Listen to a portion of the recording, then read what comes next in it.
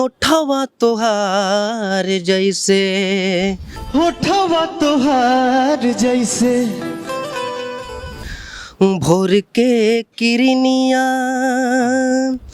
भोर के किरनिया, अखिया में प्यार के समाइल बा दुनिया।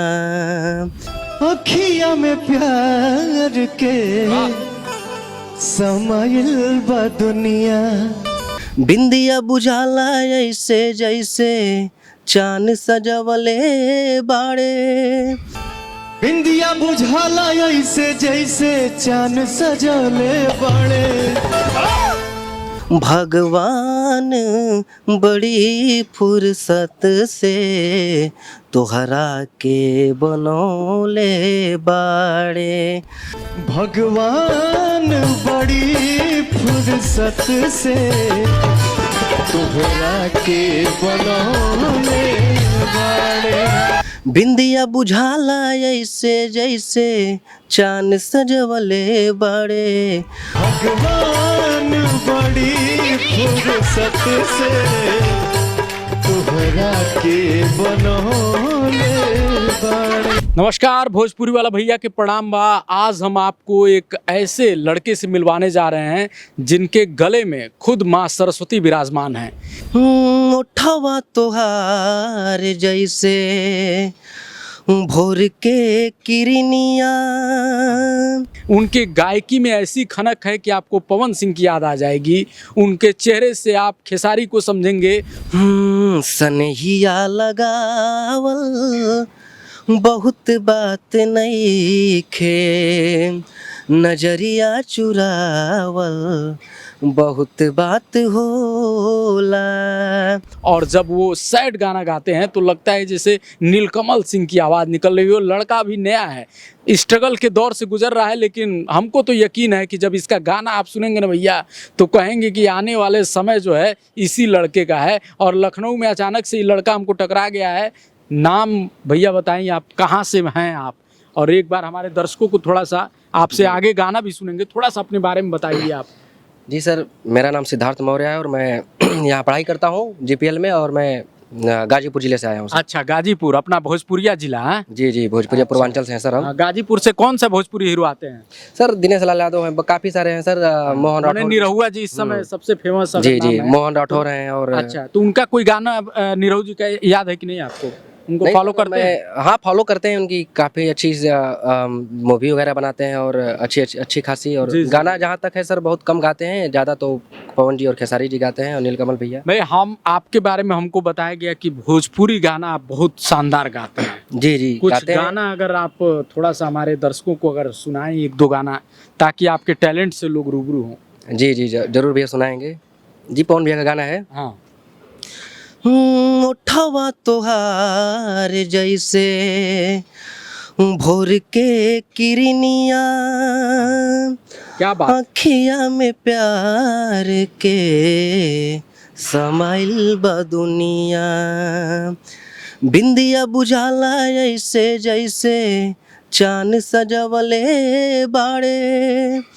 बिंदिया बुझाला ऐसे जैसे चांद सजवले बाड़े।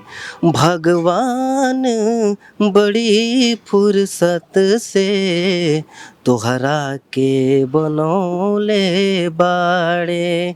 भगवान बड़ी फुर्सत से आप सबके बनौले क्या बात है। बाड़े। और भी कोई गाना भोजपुरी का जो आपको बहुत पसंद हो? जी भैया, बहुत भोजपुरी के बहुत सारे गाने हैं जो मैं फॉलो करता हूँ, और ज़्यादातर पवन भैया के जो सैड सॉन्ग हैं उनको मैं ज़्यादा सुनता हूँ। भोजपुरी आवेला कि ना? भोजपुरी में बतिया लेनी? हाँ भैया, भोजपुरी पूर्वांचल से बानी तो पूर्वांचल पक्का जरूर। नहीं, आप हिंदी में बतियाओ तो नहीं तेली हमके लगा नहीं भैया, देखिए क्या है ना कि आज तक लखनऊ में जितने लोगों से हम मिले हैं, ज़्यादातर लोग हिंदी ही बोलते हैं। यहाँ पता चलता आप यहाँ पढ़ाई करे नहीं लखनऊ जी जी में? जी, अच्छा, हाँ कहाँ पढ़ते नहीं?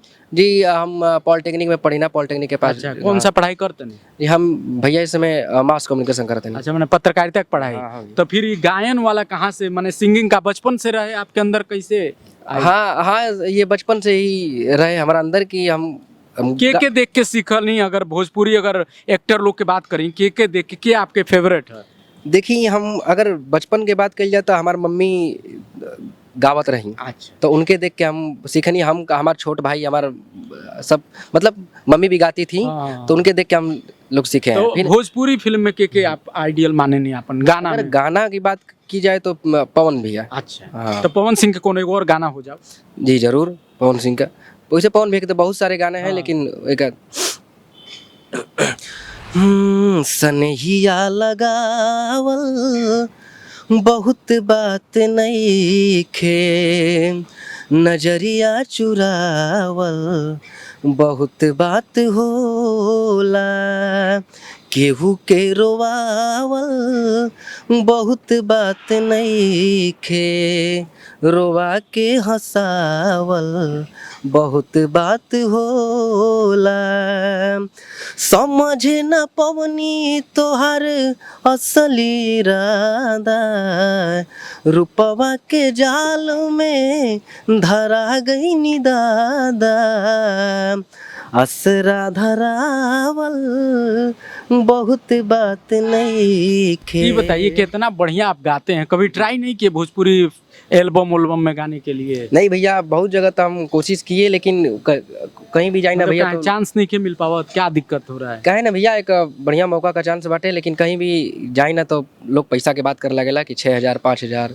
बताइए, देखिए इतना बढ़िया सिंगर है, अगर आप लोग को इनका गला अच्छा लग रहा हो तो तमाम भोजपुरी के डायरेक्टर प्रोड्यूसर हमारे जानने वाले हैं, और मेरे पेज पे भी आप लोग हैं। इस बच्चे को देखिए बहुत प्रोत्साहित करने की जरूरत है, आने वाले समय में बहुत अच्छा एक सिंगर निकल सकता है। हमको तो बार बार इनका गला आप खुद सुनते बानी, आपको खुद एहसास हो गई हुई, अंदाजा लाग गई हुई कि ये लड़का में कितना गहराई बा। अगर इसको आप मौका दे देंगे भैया ना, तो हम 100% गारंटी ले रहे हैं कि ये लड़का एक दिन छा जाएगा भोजपुरी इंडस्ट्री में। और कर गाना आपके नीलकमल सिंह के मानल जाला कि भोजपुरी इंडस्ट्री में सैड गाना के बादशाह मानल जाने, आप उनकर कोनो गाना अगर सुना देती?